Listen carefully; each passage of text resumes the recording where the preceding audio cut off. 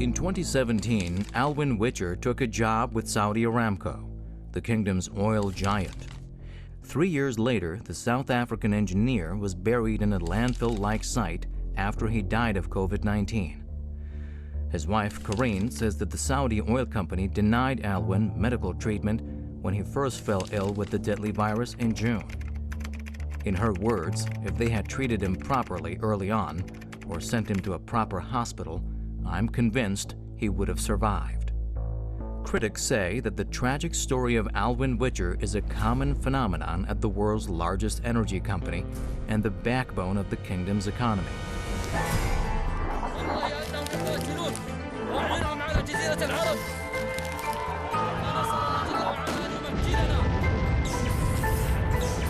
الحادث اللي حدث مؤلم جدا لجميع السعوديين.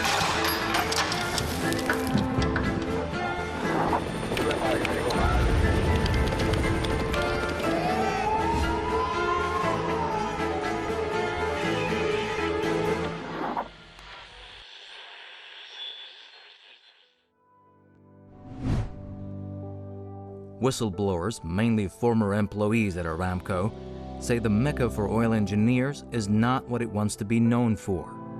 For years, many foreigners would like to work at Aramco to enjoy its high salaries and big bonuses. They say bullying and mistreatment of expatriates, mismanagement, and racism are the current realities on the ground. The company has laid off hundreds of foreign workers, restricted overtime pay, and holiday leave. Insiders say they have to work more for less. As a result of the coronavirus pandemic, Saudi Aramco has had to cut corners. This has affected the safety of the employees. According to a current worker at the company's Jizan refinery project, who spoke to Financial Times on condition of anonymity, the way it's going, this refinery runs a real risk of becoming Saudi Arabia's Piper Alpha, referring to the 1988 disaster that killed 167 workers on a North Sea oil rig. There has been a multitude of sins. People have been pressured to sign off work without the proper systems checks. It's got inherent issues that have been covered up or patched over that pose a real safety risk. With Aramco, which, as I said, one of the richest companies in the world, you know, this is a terrible. It shows that their priorities are misplaced, and of course also it indicates they're under a lot of pressure to meet deadlines. They're having, you know, serious reduction in the amount of money they have, and of course they're being pressured by the Crown Prince and other Saudi officials to, you know, to get rid of foreign workers and to nationalize their economy.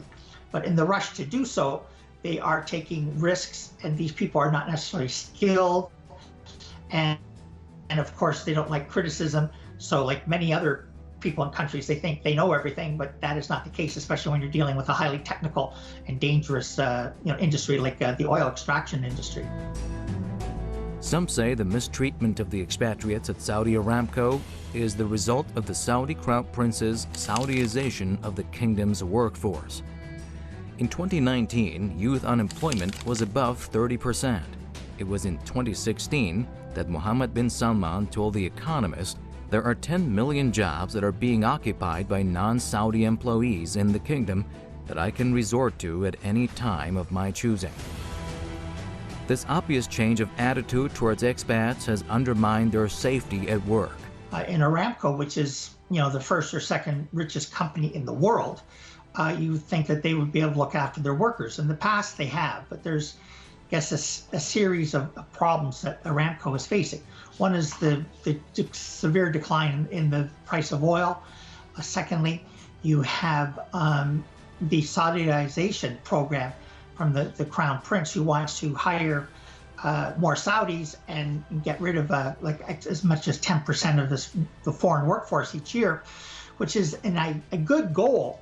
But they're trying to do it too quickly, and it's creating problems because the people aren't qualified to do the job, and they're in a rush to please their employers. And the facility at Jizan was supposed to have been finished in 2016, and it's not. The Jizan refinery, Aramco's mega project that started in 2012, is a case in point. Whistleblowers say the project has been beset with problems, such as subsidence of foundations and cracks in the refinery structure, which can be highly dangerous for those working there.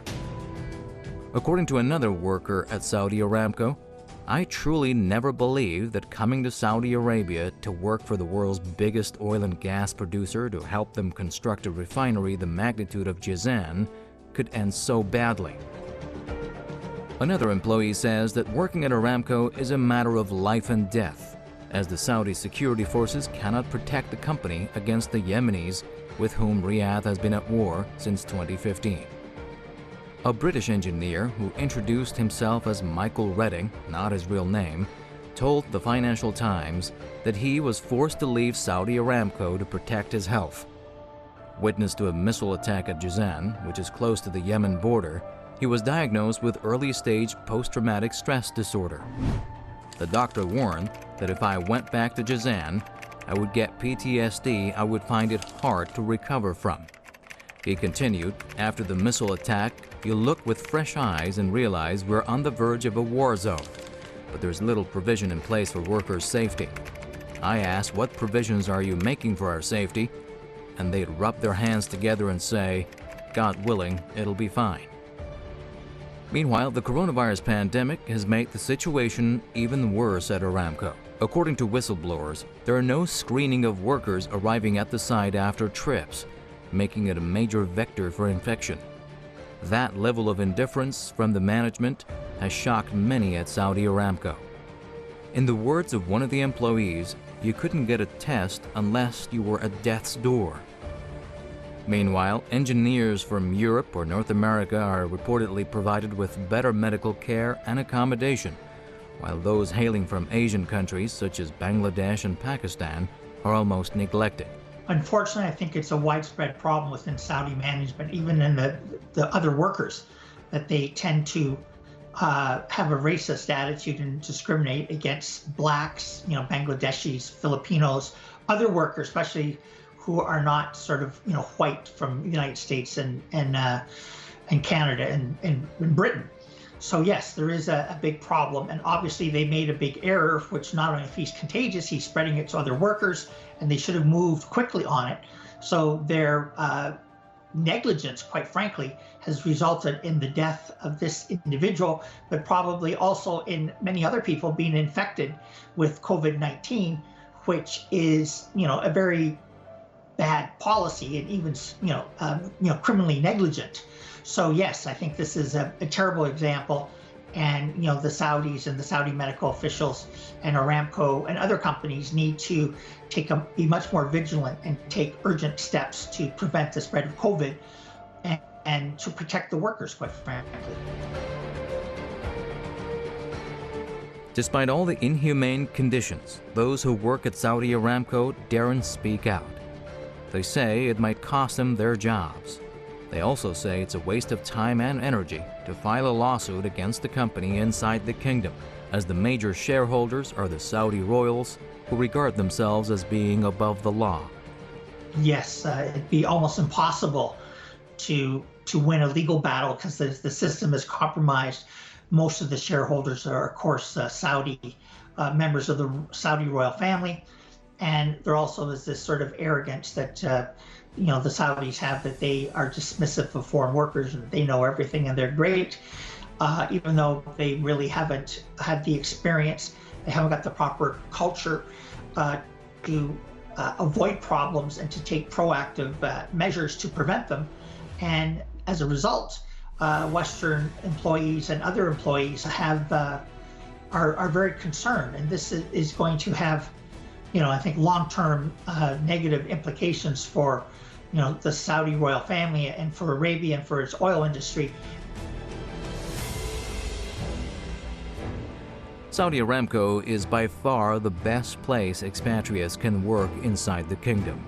If this is the situation there, what is it like in other places inside Saudi Arabia?